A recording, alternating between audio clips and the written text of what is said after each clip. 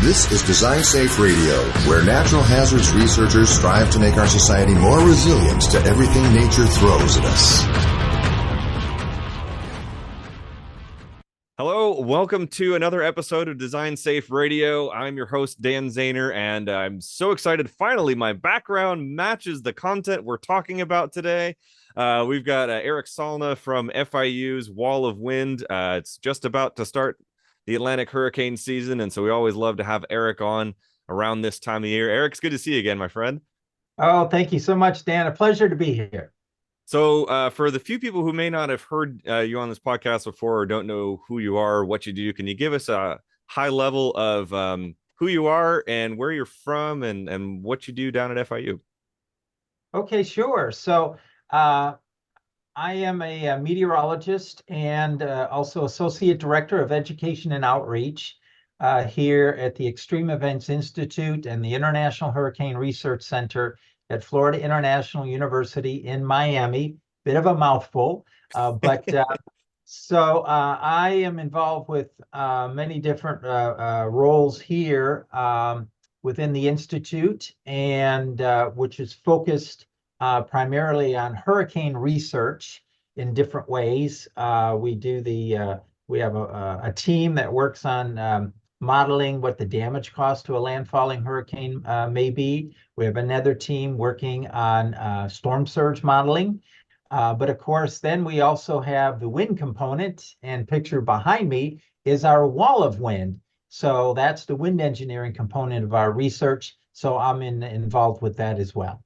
The wall of wind keeps coming up as one of the most visually striking of the NHERI facilities. There is just that great picture. Was it in the Science magazine? I can't remember which journal it was, but I think it won an award for science imagery a few years back. So it's just a really striking visual facility. Well, it really is. Absolutely. And you know, when we do a lot of tours, and as I bring folks into the facility, it never fails when I walk them right around the corner of the building to bring them in front of the big fans pictured behind me. I don't say anything, and I kind of smiling because it never fails. The reaction is, wow. I mean, it's written right on the building, right? Right, and it's written right on the building. The pictures certainly are very impressive as well. And then when people come around the corner and see it actually in person, yeah, it's a wow moment when they. So if you're listening to this on Spotify or whatever your favorite platform is, you're not gonna see what's behind Erik. So we do have a YouTube channel you can watch this on, so you can see some of the imagery behind him.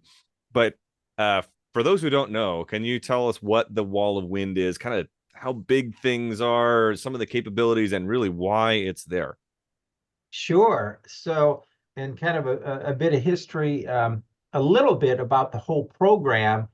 And I'm going to start with Hurricane Andrew. Hurricane Andrew was a Category 5 hurricane that hit Miami-Dade County back in 1992.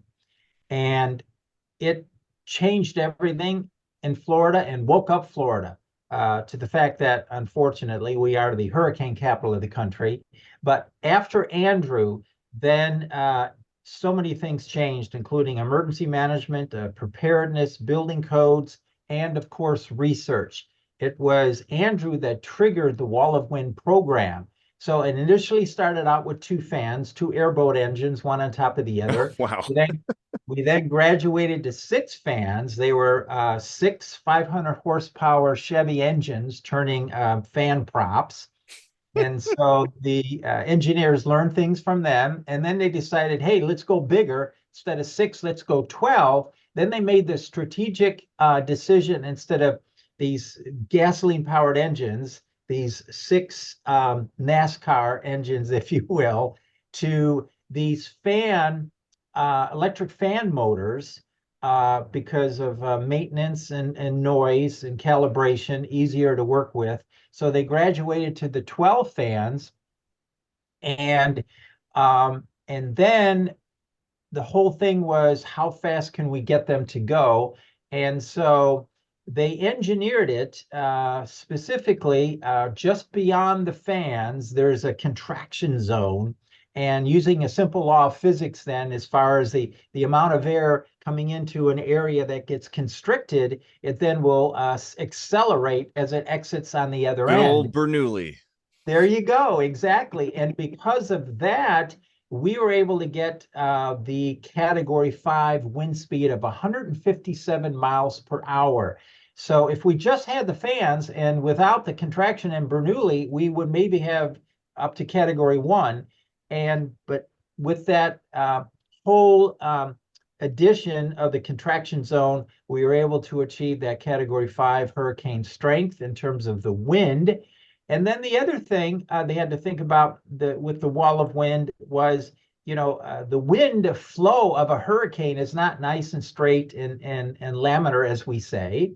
It's very turbulent. So if we were going to replicate a Hurricane Andrew, if you will, we need to have a turbulent, characteristic to the wind. So that was accomplished on the other side in a couple of ways. 3 spires that help start to do a wind turbulence. And then on the floor, they also have these big tiles that come up, and that acts as a friction layer, if you will. And think of buildings and trees, stopping the flow of wind, because in real life, wind speed increases with height. That's the atmospheric boundary layer condition. So that's what they wanted to create in the flow management.